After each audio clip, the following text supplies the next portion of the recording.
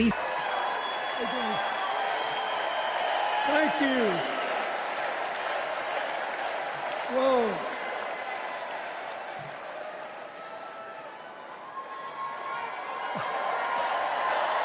Let me ask you something. After the last 2 days, aren't you proud to be a Democrat? And I am very grateful to the Republicans and independents that have joined us, have been up here on the stage, and I hope they feel better about it now. Because I've seen all these things that even I have to be reminded of from time to time when I get my spirits down. I love seeing the Obamas here. I love seeing President Biden. And I thought Hillary gave a great speech, too. And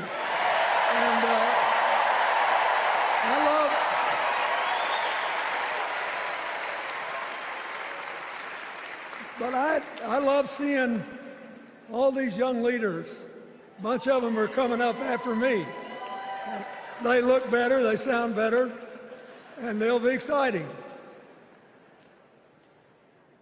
I do want to say one word about President Biden. Remember, he had an improbable turn that made him president. And we were in the middle of a pandemic and an economic crash. He healed our sick and put the rest of us back to work. And he strengthened our alliances for peace and security. He stood up for Ukraine. He's trying desperately to get a ceasefire in the Middle East.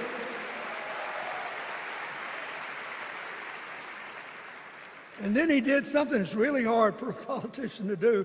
He voluntarily gave up political power. And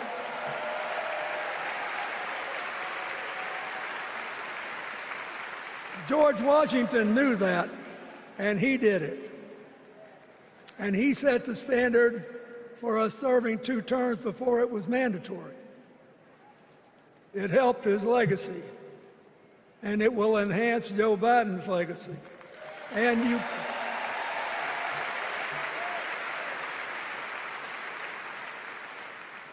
it's a stark contrast to what goes on in the other party.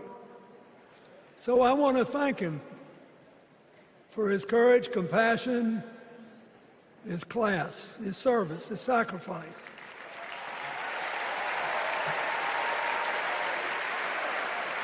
Joe Biden, thank you. And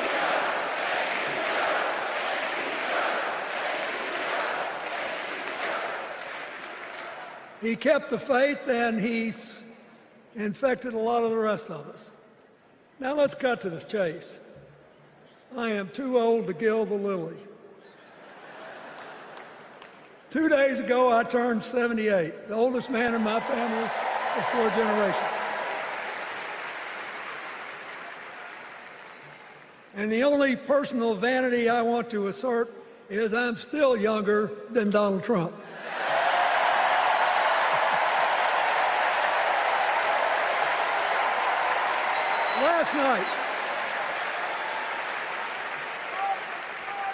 Last night, in what I thought was a very moving series of episodes, we nominated Kamala Harris and Tim Walz. And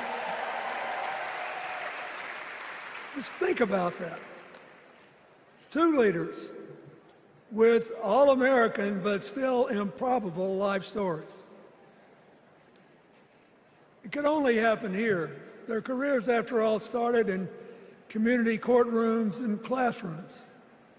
2 leaders who spent a lifetime getting the good job done. Now, one of the things that I've noticed over my increasingly long life, that a presidential election is unique in several ways. First of all, it's the greatest job interview for the greatest job in the world. Secondly, the Constitution says we, the people, get to do the hiring. And the third thing is that every 4 years, we get to change the requirements for the job. So here's what I'm thinking, because I try to apply this in every election. Will this president take us backward or forward? Will this president give our kids a brighter future? Depends. Will this president bring us together or tear us apart? Will the president increase the peace, security, and stability and freedom that we enjoy and extend it to others as we can? We, the people, we have to make a decision about these kind of questions. And every 4 years, it's a little different because the people come at the candidates, and they say, as they're saying now, here are our problems, solve them. Here are our opportunities, seize them. Here are our fears, ease them.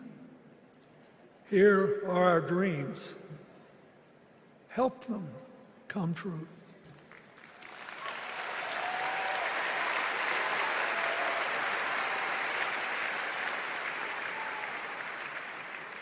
A president can answer that call by saying, I'll do my part, but you have to help me. We have to work together. Or you can dodge what needs to be done by dividing, distracting, and diverting us. So in 2024, we got a pretty clear choice, it seems to me. Kamala Harris for the people,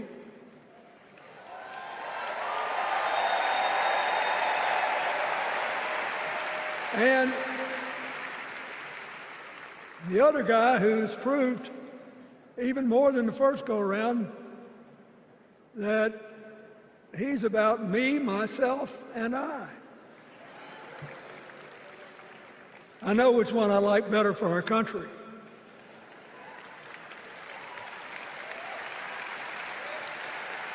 Kamala Harris will work to solve our problems, seize our opportunities, ease our fears, and make sure every single American, however they vote, has a chance to chase their dreams. You know,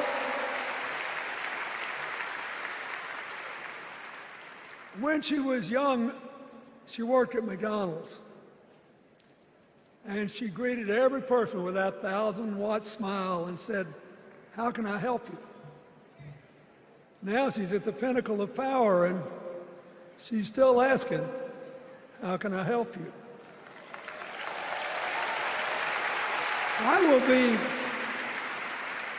I'll be so happy when she actually enters the White House as president, because she will break my record as the president who spent the most time at McDonald's.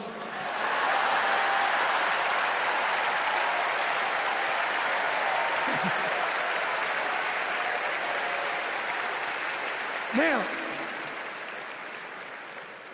but we got an election to win. And remember, we've got a guy that's pretty good at what he does. Donald Trump has been a paragon of consistency. He's still dividing, he's still blaming, he's still belittling other people. He creates chaos, and then he sort of curates it as if it were precious art. let me say, not a single day goes by,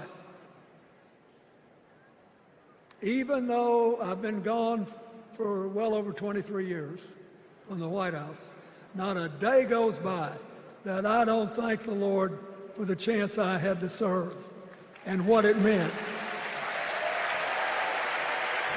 And one of the reasons, thank you.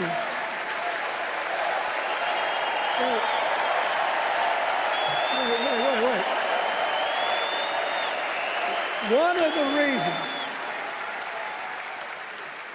One of the reasons I love the job so much is that in the toughest times, even on the darkest days, if you tried hard enough, there was always something good you could do for somebody else. Now, some days that's not easy to do. You've got to deal with all these emergencies, or there's something going on here, there, or yonder. But Kamala Harris is the only candidate in this race who has the vision, the experience, the temperament, the will, and yes, the sheer joy to get something done.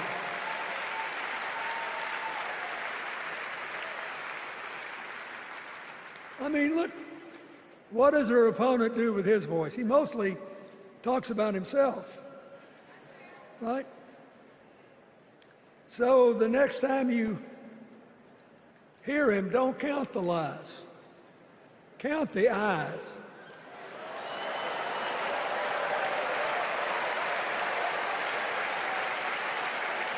Count the eyes. His vendettas, his vengeance, his complaints, his conspiracies. He's like one of those tenors opening up before he walks out on stage, like I did, trying to get his lungs open by singing, me, me, me, me, me, me.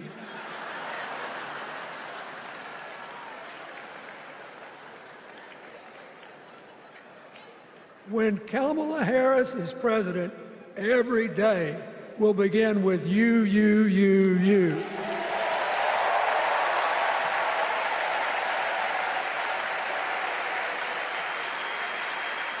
So, we got to ask ourselves the questions if we're going to hire a president. Do you want to build a strong economy from the bottom up and the middle out? Or do you want to spend the next 4 years talking about crowd size?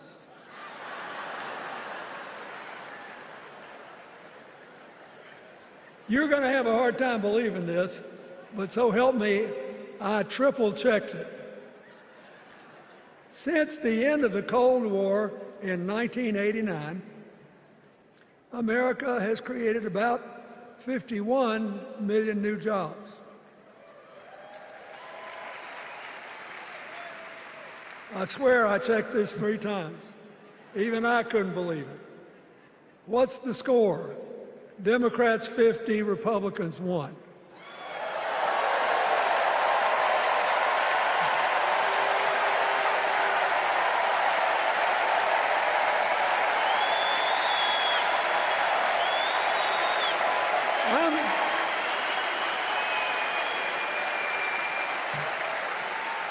I'm glad that we've got a championship-winning coach on our team.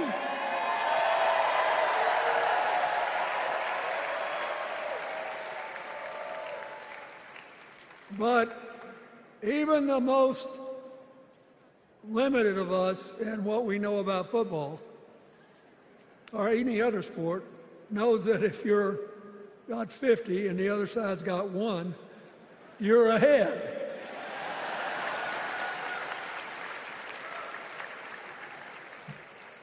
What about affordable housing? It's a terrible problem in America now. We need more. And affordable health care. That's why the Democrats put a limit on monthly payments for insulin and a $2,000 a year out-of-pocket limit, and are trying to cover more drugs by bargaining for prices. We need more financing for small businesses. We need still to strengthen our alliances. I almost croaked in the first debate of this election season when President Trump said nobody respected America anymore like they did when he was president. Wait. And with a straight face. Look, you got to give him. He's a good actor. With a straight face, he cited as evidence of the respect that existed for us when he was there the presidents of North Korea and Russia.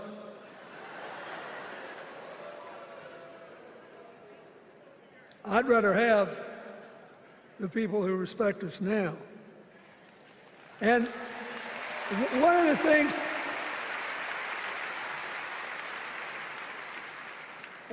is when you send a signal to the other countries, you want them to know whether they agree with you or not, at least that you're on the level. Here's where you are and what you believe. What are they supposed to make to these endless tributes to the late, great Hannibal Lecter?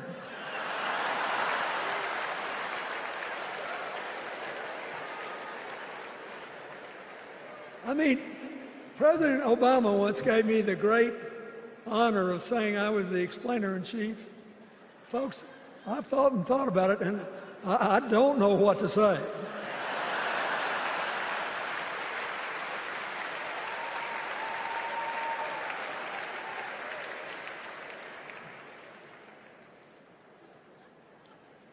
Like Hakeem Jeffries, I too want an America that's more joyful, more inclusive, more future-focused.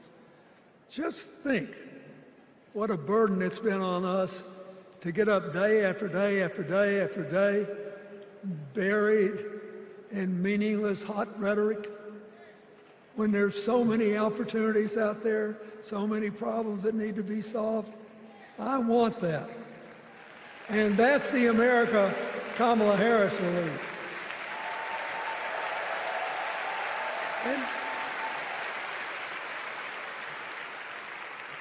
she's already made her first presidential decision, and she knocked it out of the park when she asked Governor Tim Walz to be her nominee for vice president.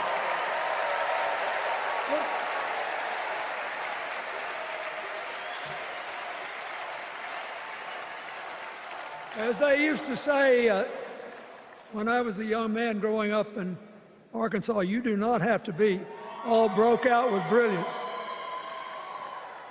You just look at Tim Walz, listen to him, follow his record as a teacher, as a coach in the National Guard,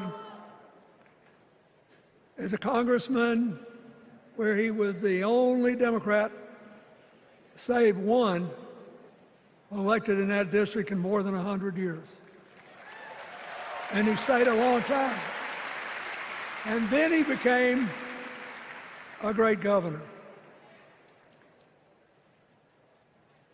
And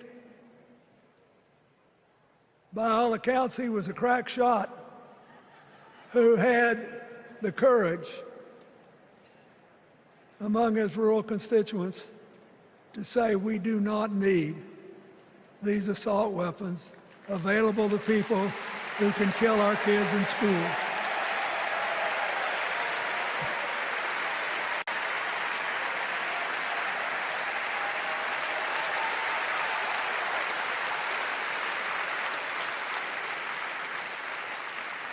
So, armed with her first decision,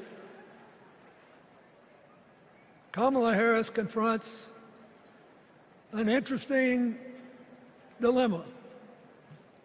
we're going to walk out of here feeling pretty good, I think. We've got energy, we are happy, we feel like a load's off our shoulders. And we know we're just being asked to fight the same fight that the forces of progress have had to fight for 250 years.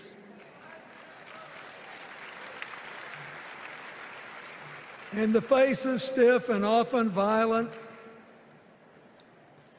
opposition, we have to find a way to go forward together, where we the people make our union more perfect. So that's a good thing. How could we possibly lose? Kamala Harris has fought for kids her whole life that were left out and left behind. She's taken on gangs trafficking across the border. She's fought to protect the rights of homeowners. She's been our leader in the fight for reproductive freedoms, and we know a majority of the American people are with us on that.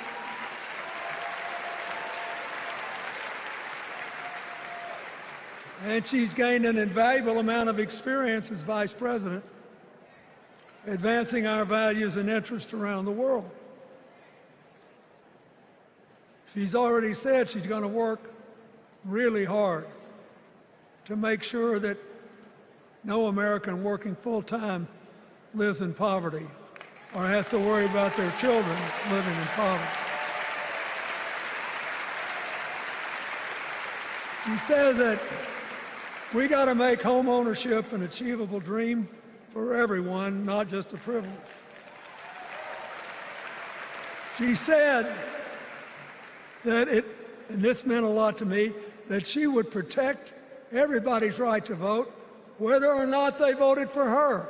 They were citizens, and they deserved the right to vote.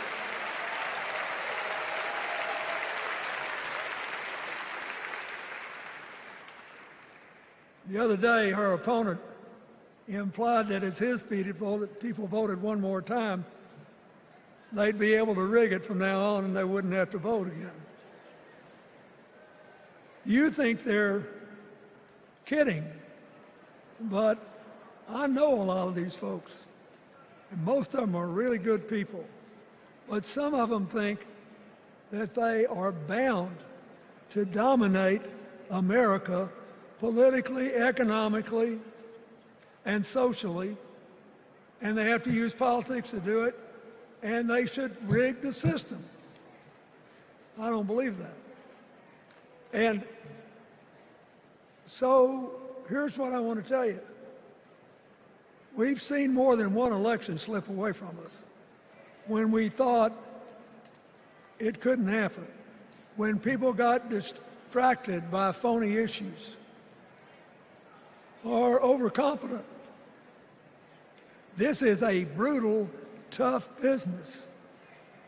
I want you to be happy. One of the reasons that President-to-be Harris is doing so well is that we're all so happy.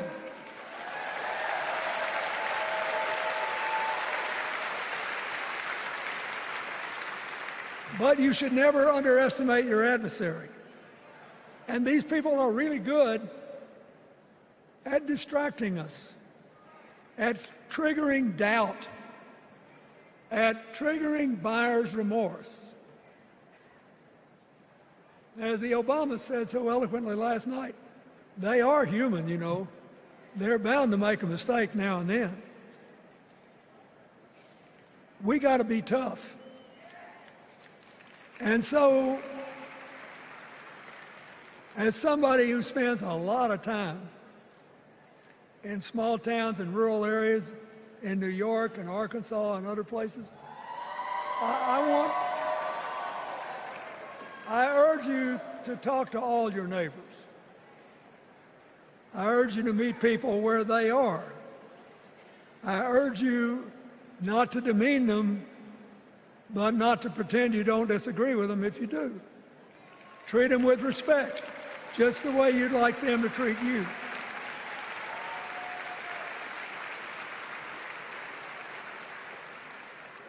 ask for their help, and then follow our leader, Kamala, and ask them, how can I help you? We Democrats right now have a lot of hay in the barn. We've got massive achievements, massive advances, but there's still a lot of slips between today and Election Day that we have to navigate. And so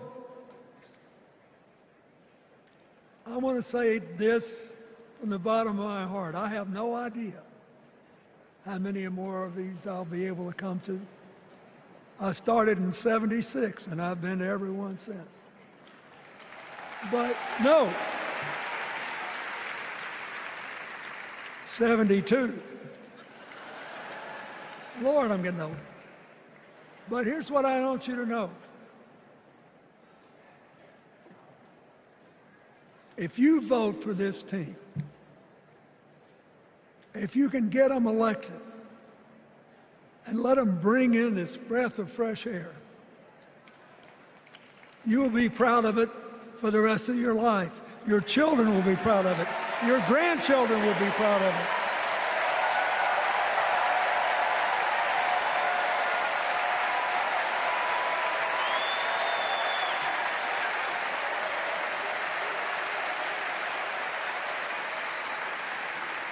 Take it from a man who once had the honor to be called in this convention the man from hope. We need Kamala Harris, the president of joy, to lead us. So,